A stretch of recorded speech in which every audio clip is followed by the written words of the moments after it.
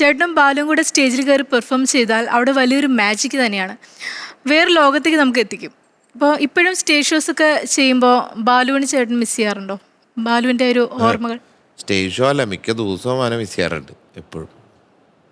അതിപ്പോൾ ഞാൻ മാത്രമല്ല, മ്യൂസിക്കിനെ ഇപ്പോൾ ചിത്രയും എല്ലാം മിക്ക ദിവസവും മ്യൂസിക്കിനെ ഇഷ്ടപ്പെടുന്ന ഏതൊരു വ്യക്തിയും ബാലുവിനെ ഒരു പ്രാവശ്യം മീറ്റ് ചെയ്തിട്ടുണ്ട്. ചില ബാലുവിൻ്റെ ഏതെങ്കിലും ഒരു പ്രോഗ്രാം കണ്ടിട്ടുണ്ടെച്ചാൽ ബാലുവിനെ മറക്കില്ല ഒരിക്കലും.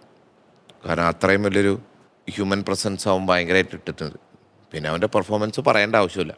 സത്യം പറഞ്ഞാൽ ഞാനടക്കം ഒക്കെ ഇൻസ്പയർ ആയിട്ടുള്ളൊരു കലാകാരനാണ്. എനിക്ക് ഇങ്ങനെ ഫ്യൂഷനൊക്കെ ഇങ്ങനെ ചെയ്യാൻ പറ്റുന്ന കുറേ സാധ്യതകൾ അവൻ്റെ പാട്ട് കേട്ടിട്ടാണ്, അല്ലെങ്കിൽ അവൻ്റെ പെർഫോമൻസ് കണ്ടിട്ടാണ് എനിക്ക് തോന്നിയിട്ടുള്ളത്.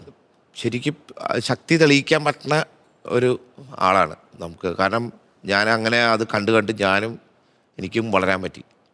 ബാലുവിനെ കണ്ട് പിന്നെ ആ സമയത്ത് മട്ടന്നൂർ മാസ്റ്റർ, ഞാൻ കുറേ ഫ്യൂഷൻ മ്യൂസിക് ആ സമയത്ത് ഞാൻ കേൾക്കുമായിരുന്നു. ജാക്കിർ ഹുസൈൻ്റെ, അല്ലെങ്കിൽ ശിവമണിയുടെ കൂടെ, അല്ലെങ്കിൽ യു ശ്രീനിവാസ് സാറിൻ്റെ കൂടെ, ഇവരെ കൂടെയൊക്കെ വായിക്കുകയാണെങ്കിലും അവരുടെ എനർജി ഞാൻ പതുക്കെ എടുക്കാൻ നോക്കും.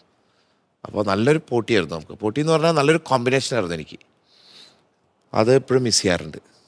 പിന്നെ പോയതൊരു സുഖമില്ലാത്തൊരു വിഷമമായിരുന്നു. കാരണം നമുക്ക് ചിന്തിക്കാൻ പറ്റില്ല, ഒരു ആക്സിഡൻറ്റിൽ ഒരാൾ പോകാന്ന് പറയുമ്പോൾ ഒരു മുന്നറിയിപ്പോട് കൂടെ പോകാമെന്നുണ്ടെങ്കിൽ നമുക്ക് മനസ്സിലാക്കാം. അപ്പോൾ ഒരു അസുഖം വന്നു 1-2 വർഷം, അതൊക്കെ നമുക്ക് സ്ഥിരീകരിക്കാം. പക്ഷേ ഇത്രയും ഗ്രിപ്പിൽ നിന്ന ഒരാൾ, നന്നായിട്ട് ലൈം ലൈറ്റ് നിൽക്കുന്ന ഒരാൾ പെട്ടെന്ന് പോകുമ്പോൾ നമുക്കൊരു വിഷമം, അത് താങ്ങാൻ പറ്റുന്നില്ലായിരുന്നു. എപ്പോഴും ഞാൻ ആയിരങ്കണ്ണുമായി വായിക്കുമ്പോൾ അവനപ്പം വരും, ബാലു വരും.